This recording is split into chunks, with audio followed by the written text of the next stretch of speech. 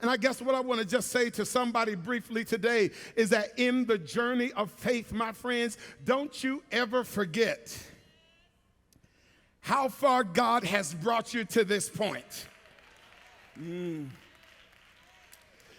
I say this? That faith is a very uncomplicated formula for us to consider. See, there is somebody dealing with an issue today, but what I need somebody to know is that you don't have to imagine what God will do. All you've got to do is remember what God has done. In other words, you ain't got to imagine how God is going to fix it. All you've got to recall is how God has done it so many times in the past. Is there anybody that's got miracles on your resume today? Has anybody ever seen God pay bills that you didn't have money to pay? Has God ever gotten you financially cleared when you thought you would have to go back home? Has God ever allowed you to walk out of a hospital when you had to be wheeled in under an ambulance?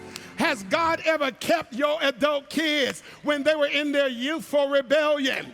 Can you help those who are grieving? Is there anybody ever sat before the casket with your mom or your dad or your husband and your wife, and you thought you didn't have enough strength to make it through the next day? But here you are 2 months, 2 years, 5 years later, and you're still standing by the grace and the power of God. Are y'all hearing me today, friends? And what I'm saying today, friends, is I don't have to imagine what God will do. All I got to do is look at what God has already done.